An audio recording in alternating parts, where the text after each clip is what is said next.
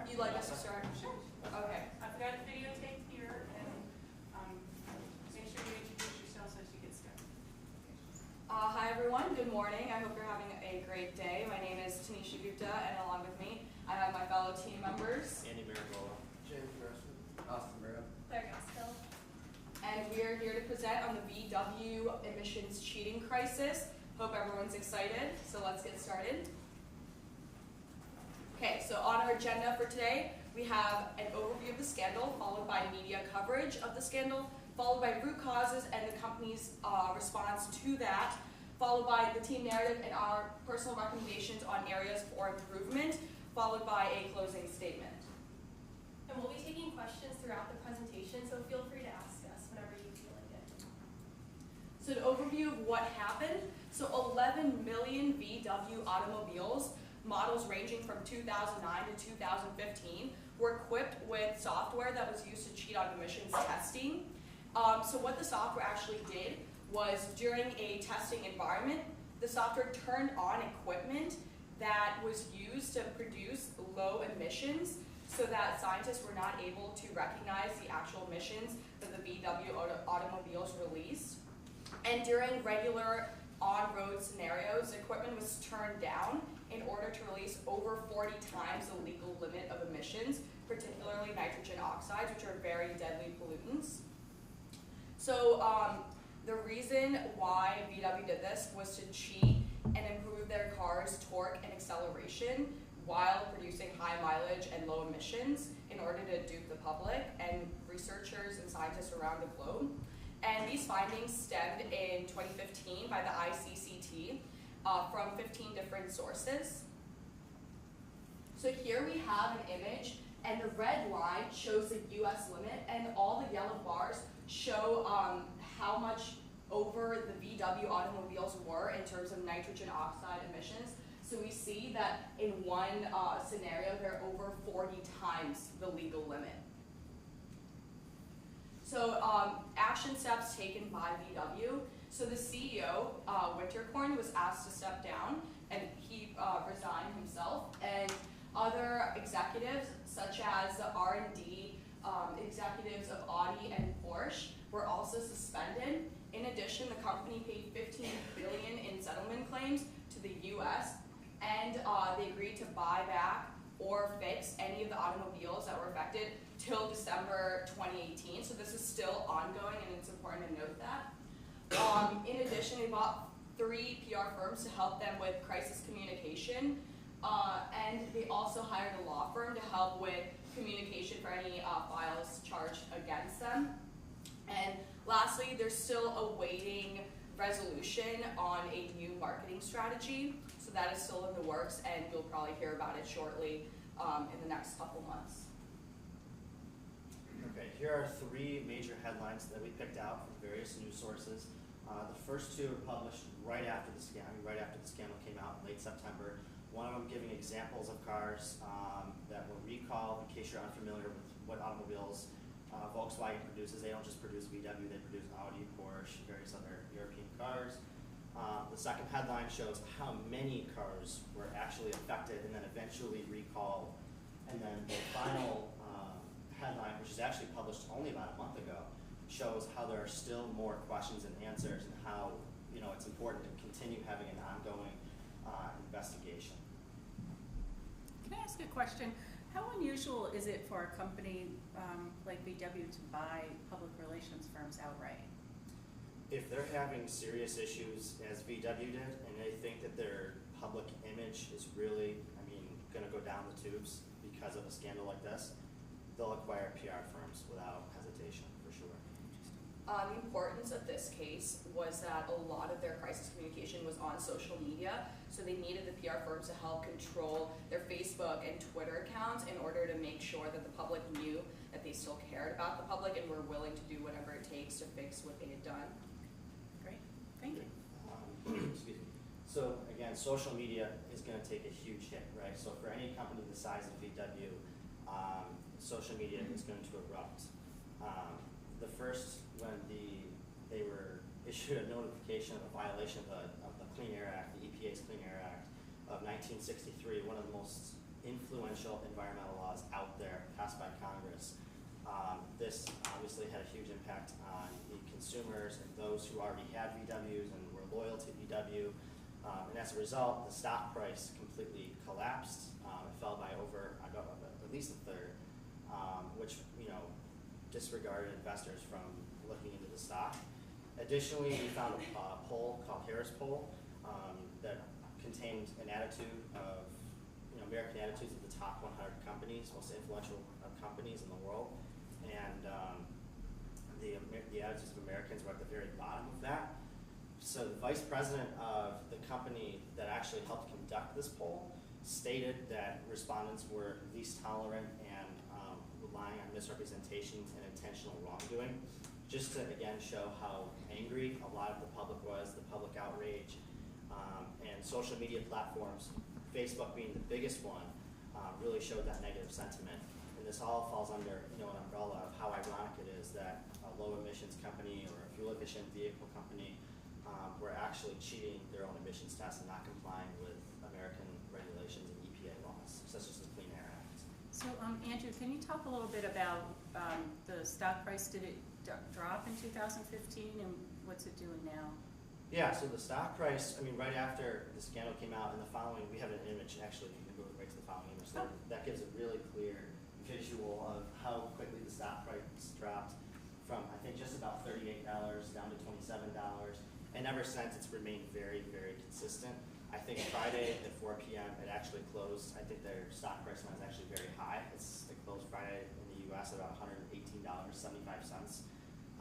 And then I think the other two images also give a clear representation. They can be misleading. So the revenue illustrates that they're still selling cars, and it's only gone up from 2013 through 2015 through the scandal. But the net income shows that they've had a huge loss. Basic accounting states that revenue minus your expenses gives you your net income. Therefore, if your expenses exceed your revenue, you'll have a loss. And that's exactly what happened. They had a $6.2 billion loss. A lot of these expenses went to American regulators and lawsuits, et cetera, for people who are really unhappy with VW and the products that they use. So our first root cause was the highly competitive company culture that VW has, and the company mission statement consists of confident, cutthroat, and instrumentalities, and then the corporate environment and breach of ethics could have been enabled by former CEOs, leadership, Wintercorn, and the company responses, they recalled all vehicles that had defeat devices, and then they restructured quotas to ensure that moral company values were being used. The root cause number 2 was the high pressure production environment, and what this means is that the executives have been pushing these engineers to make this really high tech, low emissions, fuel efficient vehicle that still did everything the high emitting ones did before. But when the engineers couldn't do it with the time and budget they were given, the executives told them to, instead of working on that, just work on engineering a device that gets around it. And it was basically a cheating device that would cheat on all the emissions testing. And as Tanisha said earlier in the overview slide, that's exactly what it did. And it worked for a couple of years, but obviously when you lie and cheat like that, like, people are gonna find out at some point. And so what they've done what the company's response to this has been to communicate with the engineers how to do things ethically and properly and make sure they know. And they've also just really discussed strategies with HR to develop a professional production environment so to make sure that this can't happen again. So based on all of our research, we've come up with 3 different opinions kind of about the impact of the Volkswagen emissions scandal. The first one is that the emissions scandal is going to introduce kind of questions within the industry, wondering what other car manufacturers are hiding. So VW is a huge manufacturer of cars, and they were able to get away with this emissions scandal for so long. This is going to open the door to a lot of questions within the car industry. Secondly, the emissions scandal, we believe, is unfair to the consumers and people that own VW cars. First of all, because it's going to be an inconvenience. People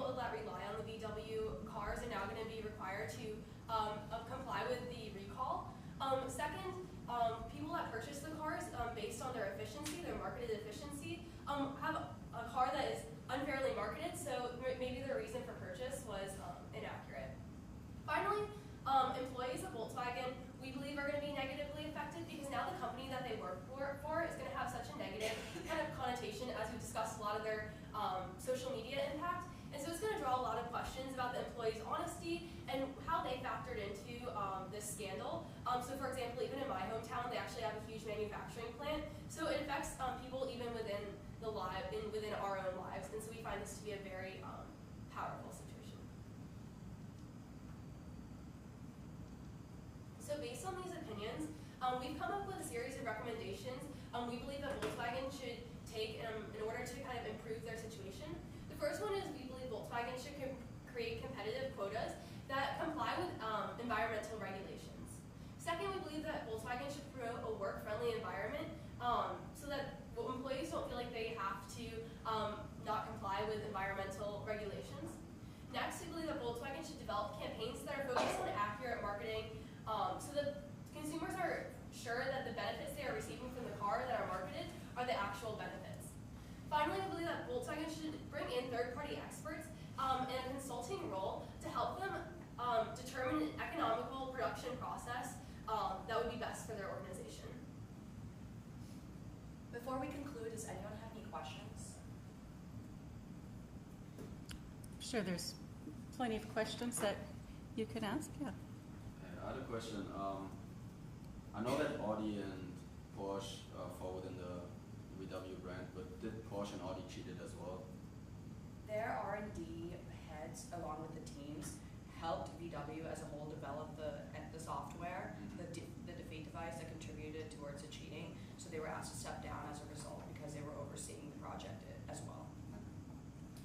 But Porsche and Audi cars were not directly affected. There's been no recalls of Porsche and Audi. So just the R&D department? Yeah, just the heads, like the executives. You might have said this, but I might have stepped up on it. How many years did this scandal go on without anyone taking acknowledgement for It's it? been going on for decades. Basically they knew about it in around 2013, and that's when they decided to start to push it underneath the table, and then it caught up to them in 2015, and that's when the actual scandal broke out.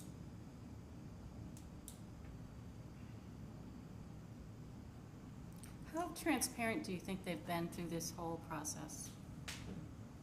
Since it happened, I think they've been reasonably transparent. They've done as much as they could. They paid the fines. They fired executives. Similar to the Wells Fargo case, they've done what they've been told to do. But I mean, it's hard to gain back trust from your customers. It's very similar to the Wells Fargo case, where yes, they've done what they can, but no, people still don't trust them because they messed up. I think it's only going to improve, though. I think it'll definitely improve. They acquired PR firms and a law firm to help them out in the process. I think it's only going to improve. But to answer your question, yes, I feel they have been transparent. I just wanted to add that consumer sentiment has been going up, and we saw that and reflected in the stock price on that image that we showed you. So after the crisis control, because of the 3 PR firms that they hired, consumers have been able to start trusting VW more, and we see that in their revenue and balance sheet as well. You have another question? You might have addressed this before, but is this an issue that went on only in the United States, or were other countries affected as well? Well, you got to realize they're a German car company, so it's not only going to affect. They send our company, they're sending their cars to the Americas, so it's not only going to affect the United States. It's going to affect other countries in Europe as well. So and Asia, anywhere else they distribute their. So this is everywhere. This is worldwide. It was a global issue. It's a global issue. And therefore it attracted the attention of politicians and environmental groups all over the world. That's why it was so big. Did they have to pay any fines to the EPA? Anything along those lines? They did. A portion of the $15 billion fines went directly to the US EPA. I think there was a headline. I think I actually displayed it earlier. It was $7.2 billion was an example. And I think their net loss was $6.2 billion. So. What other questions? Come on, stump them a little bit. Nothing else? Thank you guys. Thank you. Good job.